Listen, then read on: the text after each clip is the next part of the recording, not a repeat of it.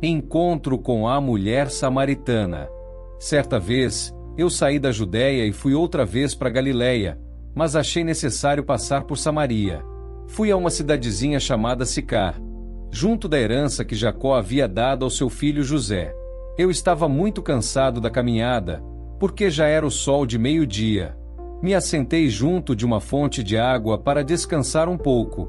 Nessa época, não havia veículos rápidos como tem hoje, era tudo feito a pé ou no lombo de um animal da região, possivelmente um jumento. Meus discípulos haviam ido até a cidade comprar alimentos e eu fiquei sozinho ali a esperar. Enquanto eu descansava, chegou uma mulher, moradora de Samaria, buscar água. A sua condição moral não lhe permitia buscar água num horário mais fresco, e daqui a pouco vocês vão entender do que se trata. Trazia em seu ombro um cântaro pesado. Ela chegou calada e calada permaneceu. Então eu lhe disse: "Dá-me de beber." Ela se assustou com o meu pedido e me disse: "Como você, sendo um judeu, me pede de beber, que sou uma mulher samaritana?" Porque os judeus e samaritanos não combinavam entre si, eram preconceituosos uns contra os outros, por divergências políticas e religiosas. Eu calmamente lhe disse: "Se você conhecesse o dom de Deus e quem é aquele que te pede água para beber, tu lhe pediria e ele lhe daria água viva." Ela, ainda sem entender, retrucou dizendo que eu não tinha com que tirar a água, porque o poço era fundo demais. Mas a pergunta que ela fez mudou o rumo da nossa conversa: "Onde, pois, tens a água viva?" Essa pergunta abriu o leque para eu introduzir a palavra de meu pai. Ela continuou: "Você é maior do que o nosso patriarca Jacó, que cavou e nos deu este poço, bebendo ele próprio desse poço, como também os seus filhos e também todo o seu gado?" Cheio do espírito e focado em minha missão, eu disse a ela: "Qualquer pessoa que beber desta água terá sede novamente, mas aquela pessoa que beber da água que eu ofereço e dou, nunca mais vai voltar a ter sede, porque a água que eu lhe ofereço e lhe dou, vai fazer nele uma fonte de água a jorrar direcionada para a vida eterna." Essa água significa a vida espiritual, mas só desfruta quem bebe dela, mas é preciso beber diariamente, assim como se faz com a água física. Para beber da água da vida, é necessário que você esteja próximo da fonte de água viva, que sou eu. Ninguém consegue beber desta água estando distante de mim. Ela me fez um dos maiores pedidos que um ser humano poderia me pedir: "Senhor, me dá desta água, para que eu não mais tenha sede e tenha que voltar aqui para tirá-la."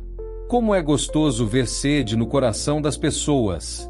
Neste momento, sabendo da condição moral dela, mas sem julgá-la, pedi a ela que fosse em casa e chamasse o seu marido. Ela baixou a cabeça envergonhada, mas não mentiu para mim. Ela me disse com a voz trêmula e embargada que não tinha marido. Gostei muito da atitude dela de não esconder sua condição e me dizer a verdade, mesmo com vergonha. Eu elogiei ela por ter falado a verdade e lhe disse: "Disseste bem ao me dizer que não tem marido. Porque você já teve 5 maridos e o homem que está com você não é o teu marido." Ela estranhou de eu haver contado sua vida e me disse: "Senhor, eu vejo que tu és profeta. Os samaritanos adoram neste monte que o Senhor está vendo. Os judeus dizem que é em Jerusalém que devemos adorar, mas onde realmente é o local correto para adorarmos a Deus?" Eu pude perceber que ela estava um pouco perdida em relação à adoração e lhe falei uma das verdades do reino de meu pai. Eu lhe disse: "Mulher, creia em mim, porque é chegada a hora que ninguém adorará ao Pai nem neste monte que você me mostrou e nem nos templos de Jerusalém. Vocês adoram o que não conhecem nem sabem. Nós adoramos o que sabemos e conhecemos, porque é dito que a salvação vem dos judeus. Mas a hora vem e agora em que os verdadeiros adoradores adorarão ao Pai em espírito e em verdade, porque o Pai procura as pessoas que adorem Ele desse modo. Deus é espírito e importa que os que adoram a Ele o adorem em espírito e em verdade."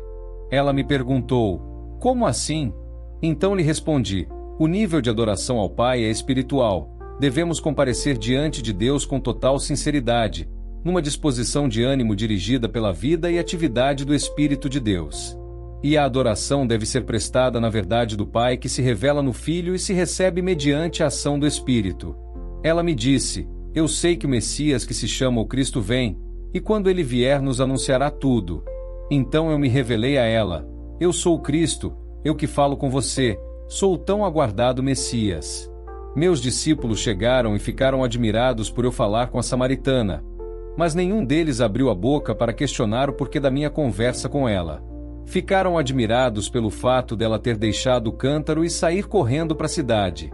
Como ela veio buscar água e vai embora correndo e sem levar a água? Mas ela, chegando na cidade, chamou os homens e contou tudo o que havia acontecido ali junto ao poço de Jacó. Ela clamava dizendo para que eles viessem conhecer um profeta que falou tudo o que ela tinha feito. Porventura, será este o Cristo? Veio muita gente por causa do chamado que ela fez.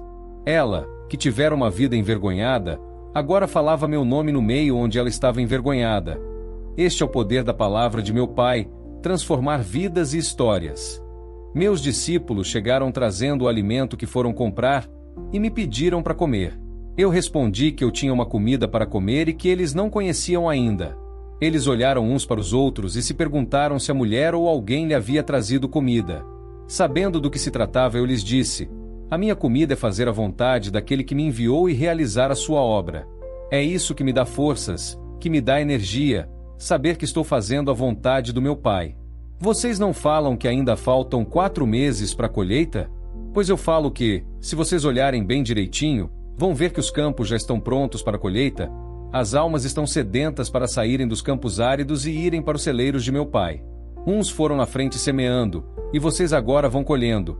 Mas enquanto colhem, vocês também vão plantando para que outros colham, e assim o nome de meu Pai é glorificado entre vocês e o mundo. Quem colhe as almas recebe galardão e ajunta fruto para a vida eterna, pois as almas são os frutos, e assim quem planta e quem colhe, todos ficam alegres por cumprirem o meu chamado. Por isso digo que o ditado é verdadeiro quando diz que um semeador é o que planta e outro é o que colhe. Eu estou enviando vocês a colher onde não plantaram, porque outros trabalharam preparando o solo e jogando a boa semente nele, e vocês agora estão entrando no local onde eles trabalharam, e vocês estão nos campos para fazer a colheita. Enquanto eu falava, muitos samaritanos creram em minhas palavras, por causa da palavra da mulher que testificou de mim e me anunciou na cidade. Foi tão especial para mim este encontro, que eles me pediram para ficar mais ali, e acabei ficando mais 2 dias com eles, falando da palavra e do reino, e houve ali muito arrependimento de pecados e conversão. Pude ouvir eles falando para a mulher que agora creram, não por causa das palavras e pelo testemunho dela, mas porque eles me ouviram e sentiram a presença de meu Pai através de minhas palavras e minhas obras. Eles disseram que creram porque eles mesmos tinham ouvido e agora sabemos que este homem é verdadeiramente o Cristo, o Salvador do mundo. Eu poderia ter evitado passar por Samaria, mas por causa da minha dedicação em cumprir o propósito do meu Pai e o desejo de conduzir as pessoas à vida eterna, pude demonstrar minha paixão por salvar os perdidos.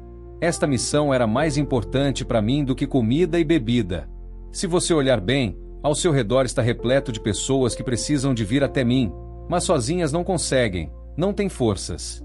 É neste exato momento que meus discípulos verdadeiros entram em cena, porque o meu amor está dentro do coração deles, e eles não estão satisfeitos vendo tantas almas perecendo sem salvação. Os meus olhos estão atentos, buscando ceifeiros valentes, sem preguiça, dedicados a colher almas nestes campos bravios. A seara é realmente grande, mas poucos trabalhadores estão dispostos a irem lá colher as almas e não se importam de ver elas indo para o inferno. E o pior, eles dizem ter o meu amor dentro de seus corações. Dizem que são meus servos obedientes, mas não conseguem pregar a palavra de arrependimento e nem dar testemunho de mim onde passam. Estão preocupados em ganhar e encher seus celeiros de bens materiais que não acompanham eles nem até o cemitério, ao invés de ajuntar tesouros nos céus, onde há proteção e eternidade. Seu maior tesouro deveria ser a minha presença, a presença de meu Pai, a intimidade conosco. Mas ainda há tempo de se aproximar mais de mim. Buscai-me enquanto você pode me achar, me invoque enquanto eu estou perto, porque a porta vai se fechar, e depois que ela for fechada, ninguém mais conseguirá abrir ela. Eu te convido ao arrependimento pleno, à conversão plena e total. Te convido a me conhecer mais profundamente e se tornar um servo fiel, minha testemunha verdadeira. Tem muito trabalho em minha lavoura, e eu pago muito bem. Vá falar de mim a todos. Tem muita gente precisando ouvir sobre a salvação e sobre a vida eterna no céu comigo. Lance a boa semente e deixe que eu cuido de dar o devido crescimento. Minha recompensa é grande. Venha trabalhar comigo. Fique na minha paz.